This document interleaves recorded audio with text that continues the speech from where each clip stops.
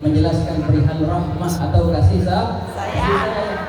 Allah Subhanahu wa taala menjadikan sifat ini sifat yang pertama Allah sebutkan di Al-Qur'an. Bismillahirrahmanirrahim. Maha pengasih lagi maha penyayang. Luar biasa ikhwan. Kalau kita melihat rahmatnya Allah, kasih sayang Allah kepada hambanya yang luar biasa. Bahkan dikatakan kalau seandainya sang hamba itu mengetahui hikmat di balik takdir Allah, maka sungguh dia akan malu, menangis. Kenapa dia berusaha kepada Allah? Padahal Allah itu mau memberikannya yang terbaik, tapi dia menyangka tidak baik. Allah sayang kepada hambanya. Buktinya, kalau seandainya ada orang tuanya, ada si bapak, dia punya anak, dia sayang sama anaknya. Anaknya sakit, mati-matian tuh bapak, kerja banting tulang, pokoknya anaknya sembuh, dimasukin ke rumah sakit yang paling mewah, yang paling mahal, yang penting sembuh anaknya.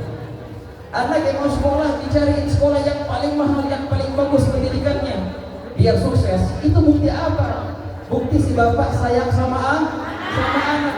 Ketahuilah ikhwan, dan nabi-nabi itu banyak, dari zaman Nabi Adam, Idris, Nuh sampai Nabi Muhammad SAW. Siapa nabi yang paling mulia? Nabi Muhammad SAW. Siapa nabi yang dikasihi Allah? Nabi Muhammad SAW. Allah Ta'ala pilihkan untukmu, Allah pilihkan untukku nabi yang paling mulia. Bukti bahwasanya Allah Ta'ala cinta kepadamu. Allah bisa saja menciptakanmu, dimasukkan umat Nabi Musa, dimasukkan umat Nabi Isa, tapi karena Allah Ta'ala pilihkan kelahiranmu di tahun tertentu agar engkau menjadi umat Nabi yang paling mulia, Nabi Muhammad SAW. Itulah kasih sayang Allah di antaranya. Mari kita menghayal di sini suatu kejadian di zaman Nabi Muhammad SAW. Mari bayangkan ibu. Jadi pernah dalam suatu peperangan, Rasulullah SAW menang dalam peperangan itu, dan sahabatnya berjaya menang. Ini hadis dalam Bukhari dan Muslim. Kalau menang, biasanya ntar ada tawanan perang. Kebetulan di tawanan perang pada saat itu ada seorang wanita, ibu-ibu.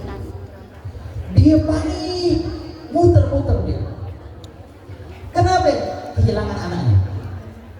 Tahu-tahu dia dan anaknya ditawan oleh kaum muslimin, dan dia terpisah dengan anaknya. Si ibu nangis muter-muter, dan tahu-tahu juga si anaknya itu yang masih balita nangis juga nyari ibunya. Tahu apa yang terjadi? Mari kita bayangkan. Rasulullah SAW lagi duduk sama sahabat-sahabatnya. Subhanallah, kejadian itu terjadi di hadapan Nabi Muhammad SAW. Si ibu yang panik, yang nangis-nangis nyari anaknya, dan si anak yang nangis-nangis nyari ibunya. Mereka ketemu setelah sekian lama mencari. Ketika bertemu itu, sang ibu lari melihat anaknya dari jauh, dan si anak lari menuju ke arah ibu. Lari mereka, dan mereka berpelukan di hadapan Nabi Muhammad SAW. Ketika itu apa yang terjadi, ikhwan? Ketika si ibu melihat anaknya, dipeluknya anak itu sambil menangis si ibu ini. Si anak juga menangis terharu. Luar biasa ya kawan. Kalau kita bisa menghayalkan itu luar biasa kejadian itu ya kawan. Si ibunya nangis, anaknya nangis. Langsung si ibunya memberikan susu untuk si anak. Kelihatan anaknya lapar. Itu karena itu ya kawan, Nabi sendiri nangis gara-gara itu. Ketika melihat pandangan itu, bukan cuma Nabi saja, sahabat yang melihat semua nangis.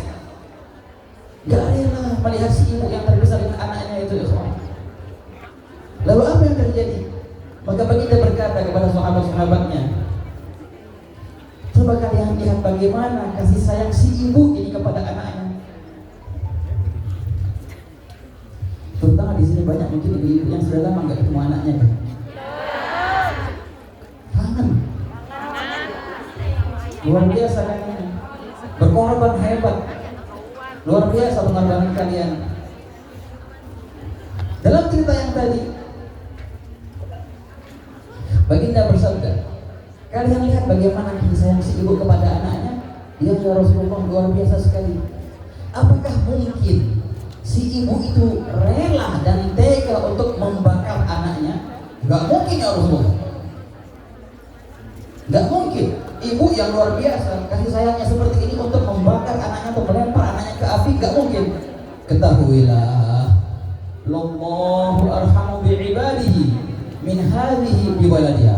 Ketahuilah, sesungguhnya kasih sayang Allah kepada hamba-hambanya melebihi daripada kasih sayang si ibu ini kepada anaknya. Kalau ibu itu tak rela untuk melempar anaknya ke api, sebenarnya juga Allah tidak rela untuk melempar hamba-hambanya ke neraka. Tidak, ikhwan. Allah Ta'ala sayang sama kita. Allah Ta'ala cinta sama kita. Sifat ini Allah Ta'ala berikan ke Nabi Muhammad SAW. Kita mendengar bil mu'minina ra'ufur rahim. Kasih sayang sama umatnya.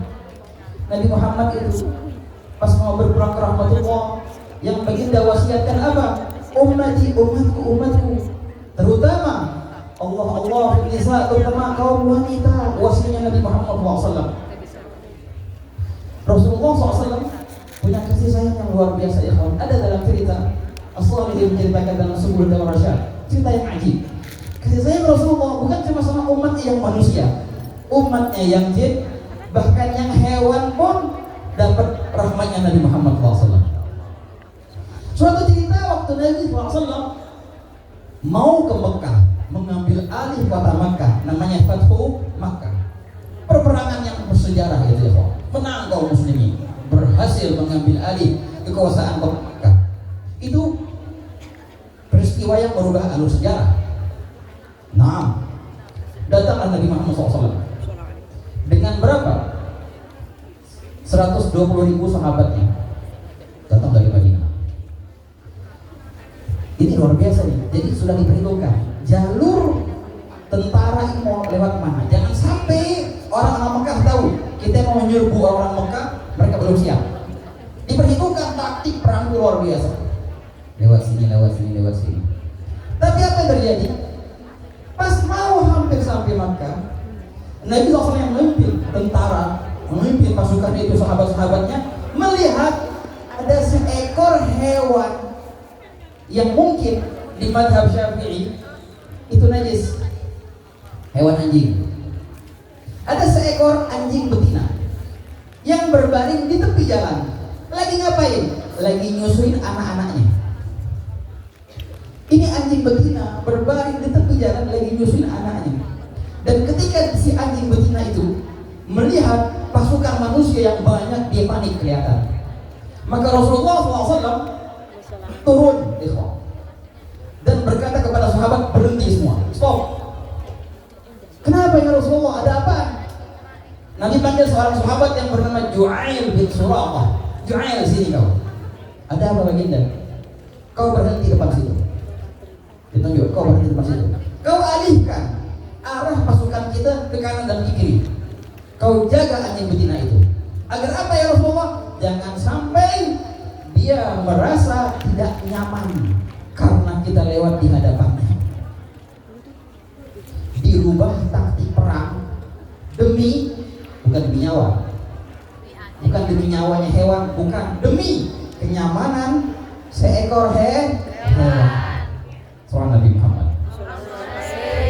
Akhirnya pergilah Ju'ail bin Suraqah mengalihkan pasukan sahabat ke kanan dan ke kiri, sampai si anjing yang betina itu nyaman nyusuin anak-anaknya. Inilah rahmat Nabi Muhammad SAW. Dalam Sunan Abi Dawud ada cerita lain. Waktu Rasulullah pulang dari perang, mau pulang ke Madinah, hampir sampai ke Madinah. Tahu-tahu apa yang terjadi? Ada seekor burung yang hinggap di pundak Nabi Muhammad SAW. Jadi Rasulullah itu bisa ngomong sama hewan, ya, bukan cuma Nabi Sulaiman alaihissalam yang bisa berbicara sama hewan. Rasulullah pun bisa. Bukan cuma sama hewan, sama benda mati pun bisa ngomong Nabi SAW. Pas mau balik nyampe ke Madinah, ada seekor burung, Humrah namanya, model burungnya. Dia diam di atas pundak Nabi SAW. Seakan-akan si burung itu bisik-bisik, Rasulullah. Langsung apa yang terjadi sama Rasulullah? Semua pasukan stop. Dan Baginda bertanya, man fajja'a hadhihi biwaladiha? Siapa tadi? Ayo sahabat. Siapa tadi yang barusan menteror si induk ini karena ngambil anaknya? Tahu-tahunya burung itu adalah induk, burung betina. Dia mengeluh ke Rasulullah, dia punya telur ngilang. Dia ngilang ceritanya. Nabi bilang sama sahabat, ayo siapa ngaku. Siapa dari kalian yang ngambil telur si burung ini? Apa yang terjadi? Ada sahabat namanya Abdullah bin Mas'ud. Yang terkenal beliau itu. Beliau ngaku, aku ya Rasulullah. Apa yang kau buat Abdullah? Iya ya Rasulullah, tadi waktu kita lewat, udah jauh padahal nih, udah jauh. Aku lihat ada pohon di atasnya ada sarang burung. Kali aja ada senjata telur. Bener tahu-tahu ada telur. Aku ambil 3 telur di situ. Aku kantongin. Akhirnya apa? Si induknya pas pulang kesangkanya kehilangan anak. Ngadunya ke Nabi Muhammad SAW. Ya begitu ya kawan. Hewan pun paham. Kalau ada problem, mereka jadikan Rasulullah sebagai wasilahnya. Luh bin Nabi fi kulli naibatin. Fa'adduha bi Rasulillahi mahlul. Inilah kita duduk di sini bertawassul dengan Nabi Muhammad SAW. Gitu. Akhirnya apa? Nabi bilang ke Abdullah bin Mas'ud, Abdullah, kau balik ke sana. Sudah jauh ya Rasulullah. Walaupun sudah jauh, kau balik ke sana. Kau balikkan lagi telur-telur si burung ini. Jangan kau sakiti dia kehilangan anaknya. Soal Nabi Muhammad. Ini namanya rahmat yang seperti ini diwarisi sama tabi'in, sama tabi'in, sama ulama kita. Tanda mereka adalah rahmat. Ada seorang ulama yang bernama Sidi Ahmad Ar-Rifai, yang kenal namanya itu. Sidi Ahmad Ar-Rifai pernah, beliau lagi di rumah mau keluar ke masjid. Nah, kebetulan baju jubahnya itu ditaruh di bawah. Apa yang terjadi? Tahu-tahu ada seekor kucing yang tiduran di bagian tangan baju jubah itu, lagi tidur kucing itu. Akhirnya dia bilang ke istrinya, Bu, sini Bu. Kenapa? Wahai Imam, Sidi Ahmad Rifai, ambil gunting Bu. Kenapa? Saya mau pakai jubah, mau sholat di luar jamaah, tapi kesian kucing ini lagi tidur. Gampang, 3 bangunin. Jangan. Biarin dia tidur. Mau diapain tuh baju? Saya gunting lengannya. Dia ambil tuh. Beneran, istrinya kasih gunting, digunting oleh beliau lengan baju jubah itu. Akhirnya beliau keluar dengan baju jubah tampangan. Bingung nih, selesai sholatnya jamaah, selesai beliau balik ke rumah, tahu-tahu si kucing sudah bangun. Si kucing sudah bangun. Apa yang terjadi? Oleh beliau bilang sama istrinya, Bu, sini ambil apa namanya itu, jarum dan benang. Buat apa? Saya mau jahit. Dibilang gini sama istrinya, wahai Imam, apa susahnya sih ngebangunin kucing? Beliau jawab, enggak Bu, begitu kebalik. Apa susahnya jahit baju? Soalnya Nabi Muhammad daripada bangunin kucing, mendingan jahit baju. Ini namanya rahmat. Hal yang seperti ini, ikhwan, ini juga diwarisi oleh ulama-ulama kita sampailah ke guru-guru kita. Di antaranya Sayyidil Habib Munzir bin Fuad al-Musawwar. Rahmat yang luar biasa. Dicaci maki enggak ngebales. Diomongin, justru yang ngomonginnya disamperin sama beliau, minta maaf dan cium tangan. Luar biasa akhlaknya. Yang mungkin pernah melihat sosok beliau, sosok yang luar biasa ya. Terlihat wajah yang memancarkan rahmat yang azim, luar biasa. Sallallahu alaihi Muhammad. Tadi kita ambil dari majelis ini sifat kasih sayang itu. Pertama, kasih sayang kepada dirimu dulu. Jangan kau sakiti dirimu. Jangan kau hinakan dirimu dengan maksiat. Jangan kau sakiti dia di akhirat nanti. Kasihani dirimu dulu, nomor 1. Kemudian rahmat kepada teman, kepada keluarga, dan yang lainnya, ikhwan, sampai semua umat. Dan ketahuilah, Allah Subhanahu wa Ta'ala itu sayang kepadamu. Cinta kepadamu. Kalaupun seandainya ada takdir harus sabar, ya betul kita sabar. Tapi kalau seandainya kita tahu apa yang Allah Ta'ala mau dari kita, di balik tabir takdir itu ada apa? Ada jutaan karunia. Setiap satu cobaan membawa minimal 2 karunia di baliknya. Tinggal menunggu masa. Semua cobaan akan lewat dan gak ada namanya cobaan selamanya. Begitu ya kawan. Sayyidina Umar bin Khattab berkata, ajib ini, luar biasa Sayyidina Umar. Dia berkata gini, ini kalau saya kena musibah kata Sayyidina Umar, saya itu bersyukur. Engkau bersyukur? Alhamdulillah. Musibah ya musibah. Kenapa? Karena minimal di tiap-tiap musibah itu ada 4 nikmat yang wajib saya syukuri. Jadi 4 nikmat di tiap-tiap musibah, bukan nikmat ya, musibah, cobaan. Entah keluarganya wafat, entah hartanya hilang. Dalam cobaan seperti itu ada 4 nikmat minimal. Kata Sayyidina Umar, nomor satu. Untung musibah ini, untungnya ini musibah dunia, bukan musibah agama. Untung Allah Ta'ala ambil hartamu, untung Allah Ta'ala ambil sebagian keluargamu. Coba kalau Allah Ta'ala ambil imanmu, Allah Ta'ala ambil Islammu, bisa nggak kayak gitu ya Pak? Bisa. Tapi enggak. Yang Allah Ta'ala ambil bukannya akhirat kita ya. Akhiratnya masih ada, alhamdulillah kata Syekh Ahmad tadi. Tiket masih ada, tinggal dijaga tiketnya. Yang Allah ambil perihal dunia. Untung bukan akhirat, jadi alhamdulillah. Satu. Yang kedua, dunia itu yang diambil, untungnya cuma sebagian dikit yang diambil. Yang Allah hisahkan masih banyak. Diambil sebagian keluarga, yang lainnya masih ada, alhamdulillah. Diambil sebagian harta, yang lain masih ada. Sebagian kesehatan, yang lain juga masih ada. Tapi kadang-kadang nih, sedikit yang diambil itu membuat kita buta, nggak bisa melihat yang lain. Ada cerita yang unik ini dibilang. Dulu ada raja. Si raja ini sering stres, mikirin rakyatnya, mikirin ekonomi, stres raja itu. Dia punya asisten, itu orangnya happy, tukang sapunya lah kalau bahasa gitu. Happy orangnya, senyum terus tiap hari. Sampai si raja ini ngiri sama asistennya. Kayak kau gak punya beban sama sekali. Setiap hari kau datang ke kerajaan dalam keadaan senyum, girang. Dia bilang, iya raja, saya alhamdulillah oke aja semuanya. Oh nikmat banyak, saya nikmatin, saya pengen dong. Pengen girang kayak gitu tiap hari bisa tidur nyenyak. Gimana caranya? Ya gimana nggak tahu. Saya begini, nggak ada beban. Si raja akhirnya ngeluh ke menterinya. Pak Menteri, ini saya pengen loh kayak si fulan tuh, tukang sapu itu. Dia tuh enak ya tiap hari girang aja. Saya tiap hari pusing. Kata Pak Menterinya, begini raja, belum tentu juga dia girang setiap hari. Ayo kita coba dia. Maksudnya gimana? Kita kasih dia cobaan. Namanya cobaan 99. Cobaan apa? 99. Apa itu cobaan 99? Gini.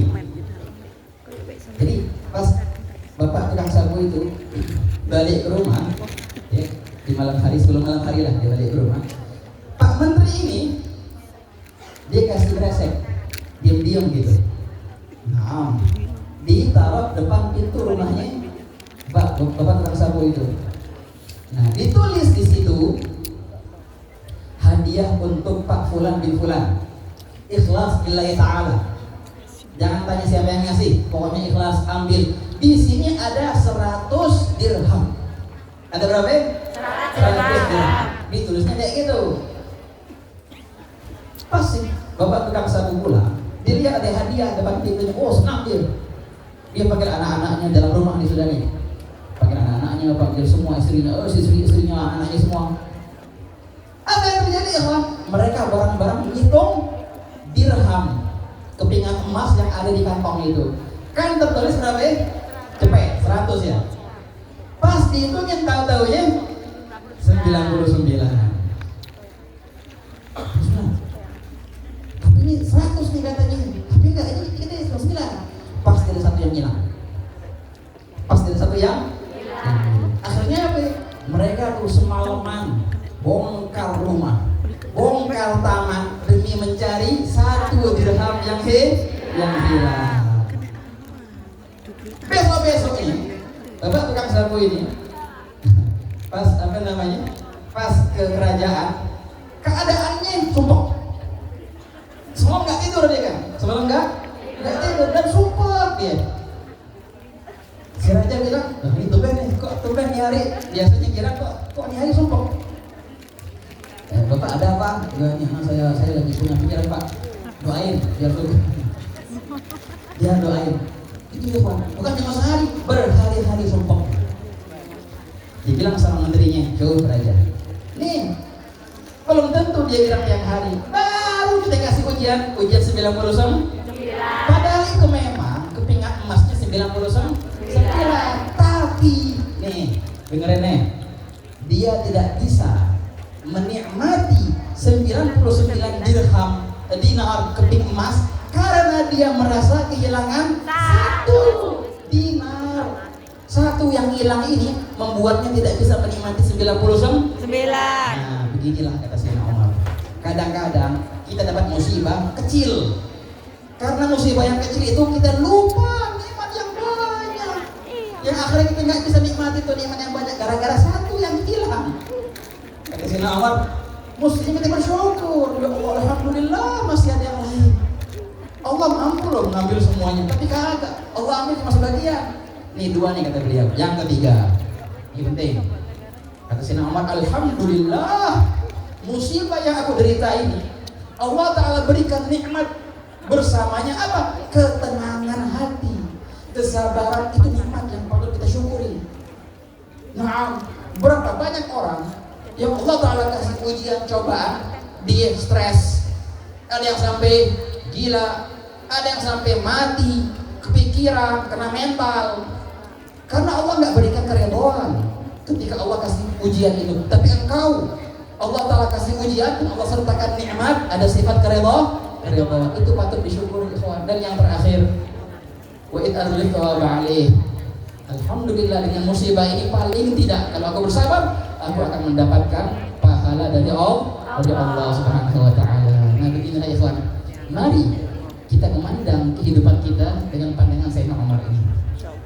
Mari kita lebih menilai nikmat-nikmat, lebih menikmat nikmat yang ada daripada nikmat-nikmat yang tiada. Mari kita mencari guru-guru kayak tadi yang bilang Haji Ahmad Al-Kaf, tadi sebelumnya juga Kiai Khalil Nafis, dan sebelumnya Habib Nabil. Semuanya Masya Allah barakallah. Mari kita mencari guru-guru yang senantiasa membukakan mata hati kita untuk melihat kekurangan kita agar kita bisa sempurnakan. Dan jangan cari guru yang hanya bisa membukakan mata kepala kita untuk melihat kekurangan orang lain. Ini patokannya nih. Guru yang mana yang benar?